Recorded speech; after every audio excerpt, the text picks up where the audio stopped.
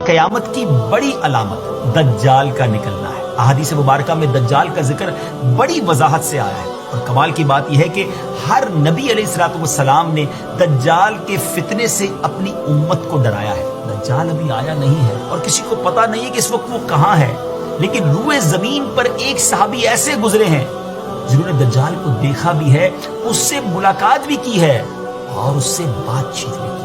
ایک مرتبہ پیارے آقا علیہ الصلوۃ والسلام نے اچانک اپنے صحابہ کرام کو جمع فرمایا اور خطبہ دینے کے لیے ممبر پر تشریف فرما ہو گئے۔ تو نبی کریم علیہ الصلوۃ والسلام نے فرمایا کہ امیم داری نے مجھے بتایا کہ وہ 30 افراد تھے اور ایک شپ میں، ایک کشتی میں سفر کر رہے تھے کہ طوفان آ گیا اور وہ بھٹک گئے۔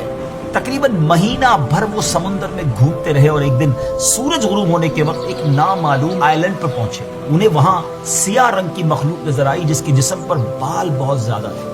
انہوں نے اس سے پوچھا کہ تم کون ہو؟ اس نے کہا میں جاسوس ہوں۔ تو کہا کہ ہمیں اپنے بارے میں کچھ بتاؤ۔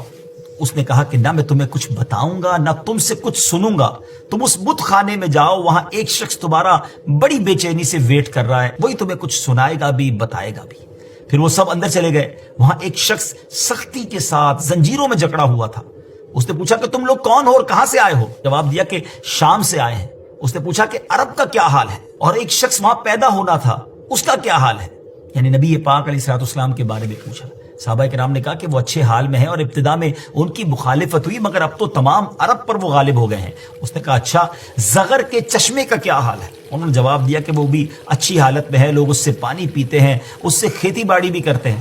پھر اس نے پوچھا کہ عمان اور بیسان کی کھجوروں کا کیا حال ہے؟ انہوں نے کہا کہ اس میں ہر سال پھل آتے ہیں۔